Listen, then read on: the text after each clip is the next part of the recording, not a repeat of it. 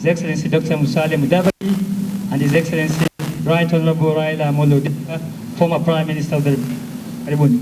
So I was myself pleasantly surprised that Kenya government said they would support me. I was expecting them to say no. I don't know the reason why they said yes. I will tell you why we said yes. We have had a meeting with the Prime Cabinet Secretary and Cabinet Secretary for Foreign and Diaspora Affairs, my brother, Honorable Wycliffe Musalia Mudavadi, who led a team of government officials.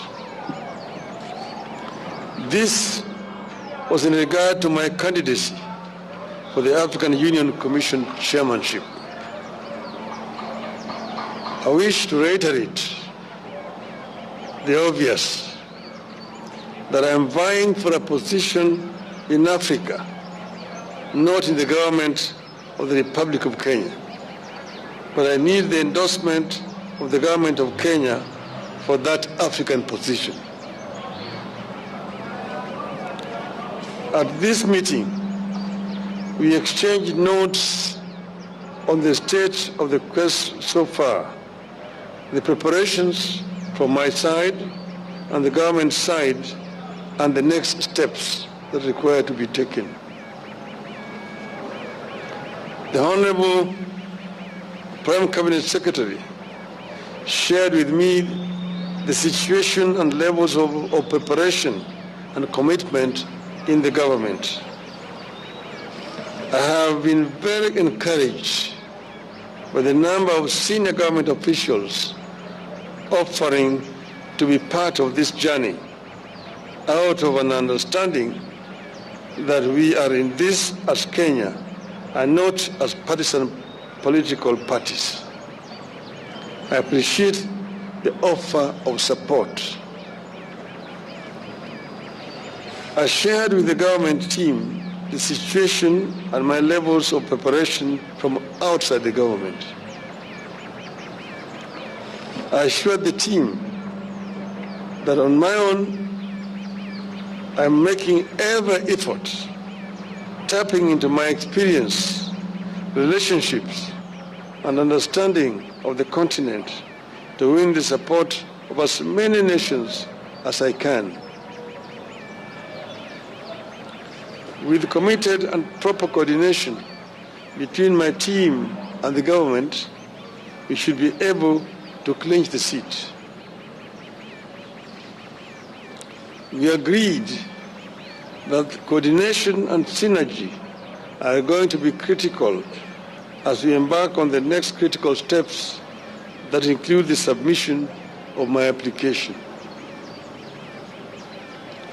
We therefore agreed on the need for efficiency, the need to cut bureaucracy, and unveil a well-oiled and flexible joint effort going forward. Like all campaigns, plans emerge and change suddenly. Demands arise and change suddenly, and we need to be able to respond to them as suddenly as they emerge. We also agreed on the need to understand the sensitivities in this quest that include national, regional, continental, and global dimensions to this quest, and therefore the need to always act responsibly, bearing all these sensitivities in mind. Once again, I thank Kenyans and the government for the support, and we promise to keep updating the country on the status of the race. As I conclude, I just want to say that I have been requested by many friends, because many people have been surprised and been wondering how I came to this. Many of my friends from outside Kenya approached me and told me that this position of AU chairmanship is becoming vacant next year. we have looked around the continent and feel that among the people who may offer themselves, you have the best credentials to take this organization forward. After lots of soul-searching and consultations among my colleagues and friends, I made the decision to agree to accept the request. As you know that I had been the African Union High Representative on Infrastructure Development for 5 years. That position gave me an inside picture of what is happening in the AU, what the potentialities are in the AU, what are the challenges, and what are the weaknesses that they exist there. I believe that I have sufficient knowledge and experience to be able to move the AU forward. AU is an institution that was founded by the founding fathers of our nation. And their dream was an Africa that was united, an Africa that was cohesive, an Africa that was developed. The development of Africa can only be done by Africans. I am myself a Pan-Africanist and an Afro-optimist. Afro-optimists as opposed to Afro-pessimists. Afro-pessimists are the people who have given hope in Africa, say that Africa is a lost cause, it's a condemned continent. Afro-optimists are those who believe in the ability of the African people to develop Africa. That Africa, the richest continent on the planet Earth in terms of resources, is also the poorest in terms of development. This is the paradox that we want to solve. We want Africans to be able to take charge of Africa. We want to expand the communication and trade among the African people. I was telling my brother here that when I was a student in Europe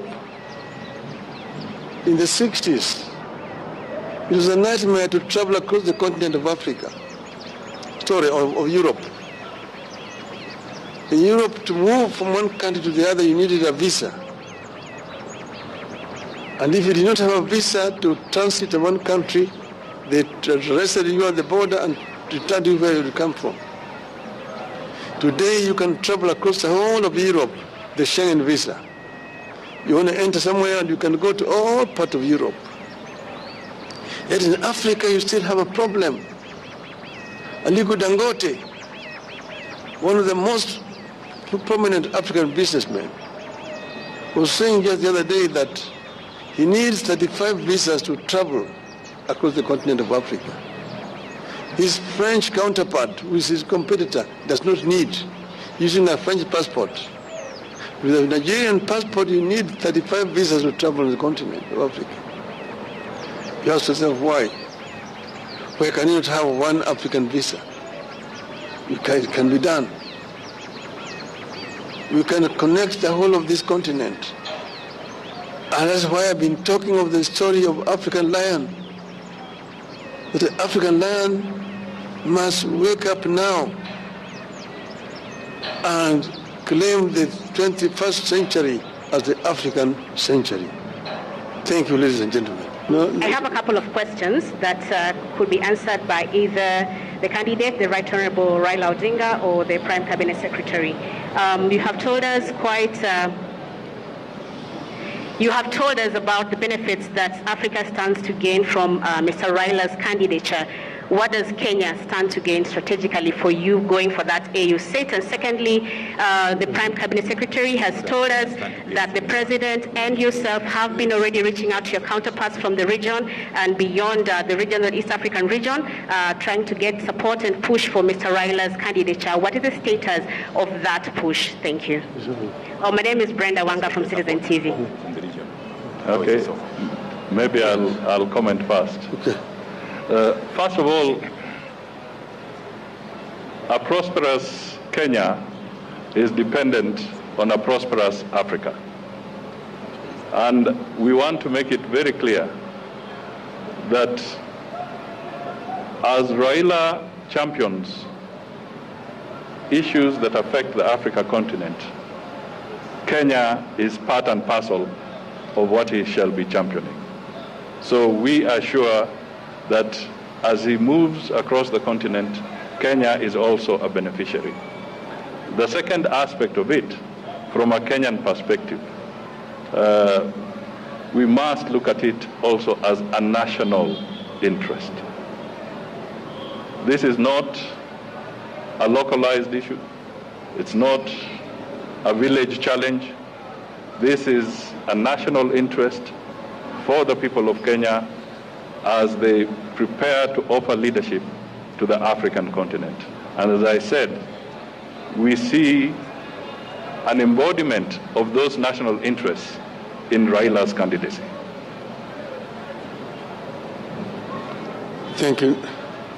Well, Kenya is part of Africa. So what Kenya is going to get is equivalent to what the rest of Africa is going to get. If we improve matters in Africa, Kenya becomes a beneficiary. One example I want to give is inter-African trade. Inter-African trade currently stands at only 15%. Africa trades very little with itself. Inter-European trade stands at 70%. Inter-Asian trade is now getting towards 60%. Even South America stands at about 30%. But Africa does not trade with itself for reasons, some of which are actually solvable, or problems solvable. You see, there are non-tariff barriers which have been introduced by some African countries, which makes it very difficult for goods to move from one African country to another African country.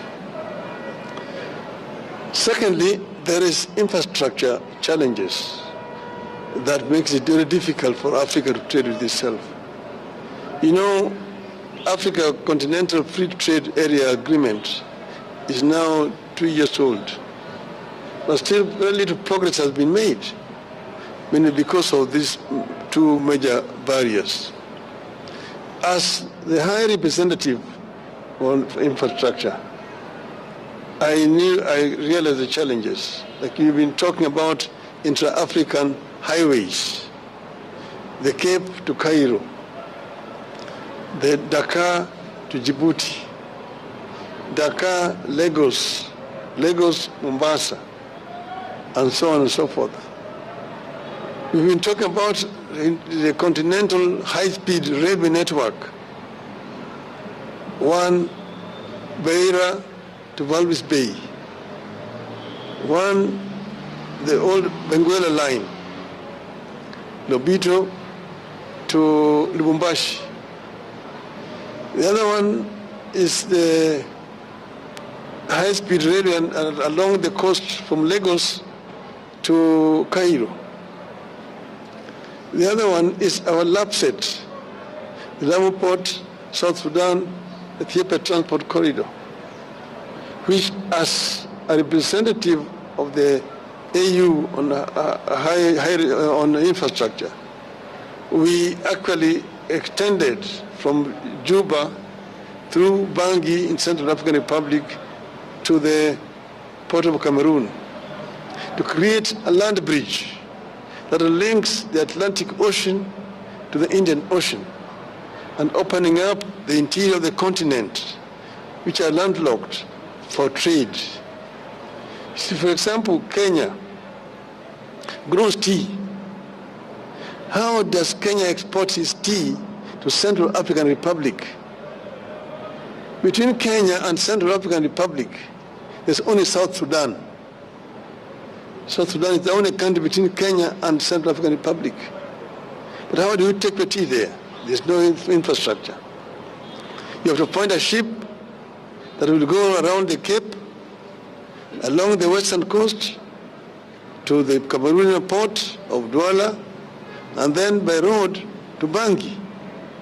The French are there ahead of you. That's why they drink in Bangui Kenyan tea, christened as English breakfast tea. But with a lump set, we can be able to take our goods there. But this infrastructure cannot be developed country by country. You need to have a mechanism at the center that is coordinating funding for this infrastructure. If you want to do the lap set, Kenya can only do its part up to the border with South Sudan. Then South Sudan needs to take it from there to the border with Central African Republic.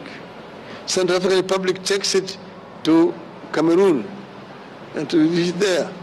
But you need a center to be able to coordinate funding, to mobilize funding for this infrastructure development, which are cutting across the continent. That's why those things have not been done. That's why even the trans-African highways have not been done, and so on. So getting there, we are also talking about the high-speed fiber optic network connecting all the African capitals.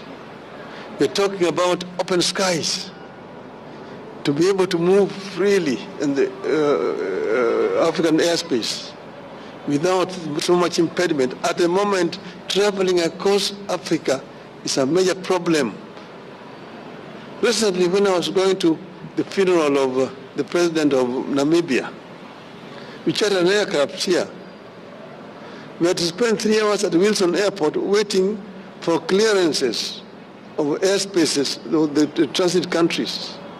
You have to get a clearance to fly over Tanzanian airspace, DRC, Zambia, Botswana, and it's expensive. The other day, I was in Dar es Salaam going to Niamey in Niger.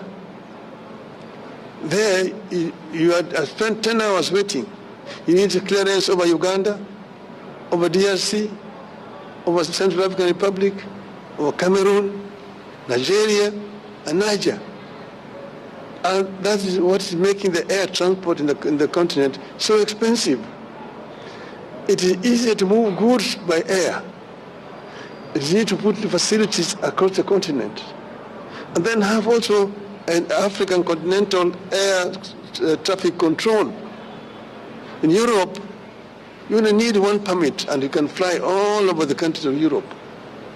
Here you need to get permission from Nairobi, Dar es Salaam, Kinshasa, Lusaka, going down those sides. So all this is what is making inter-African trade difficult. I've told you about the issues of visas. It's another problem, and so on and so forth. We've been talking about making the Nile River navigable so that you can be able to move from Mediterranean Sea to Lake Victoria. Ships can move from Europe and don't have to go around the Horn to come to our coastal side. You can go direct on the Nile to Lake Victoria and land there in Jinja, in Kampala, in Kisumu, and in Mwanza. Those are some of the projects that will be done. And if you open up those way, Kenya will be a major beneficiary, and Africa generally. So we have ideas which you think, if implemented, will improve the inter-African trade. Thank you. First question to the former Premier. Some Kenyans and some Africans feel that Nairobi fronting your candidature is a way of settling domestic political scores. Do you think you're exporting domestic politics to Addis Ababa? I'm a Kenyan, and as I mentioned, nobody has asked me. The Kenya government did not ask me. I made a decision myself that I want to offer myself to serve the continent. And as you know, you cannot run for this position without being sponsored by your country. Your candidature is not valid until your country has said yes. So I was myself pleasantly surprised that the Kenya government said they would support me. I was expecting them to say no. I don't know the reason why they said yes. That is their own decision, it's not mine. I will tell you why we said yes. We said yes because Raila is competent. Yes. And we are looking at Kenya's national interests and Africa's national interests. So this is not about our local issues. And we do not want, and we really want to get the Fourth Estate to help us to project the national interests of Kenya, because it would be a first for Kenya. And it would be an opportunity for Kenya to offer leadership to the African Union. And Raila Odinga has got the requisite experience. As I said in another forum, he has seen both hot and cold. And Africa is beaming with both hot and cold. And Raila is required on the African continent.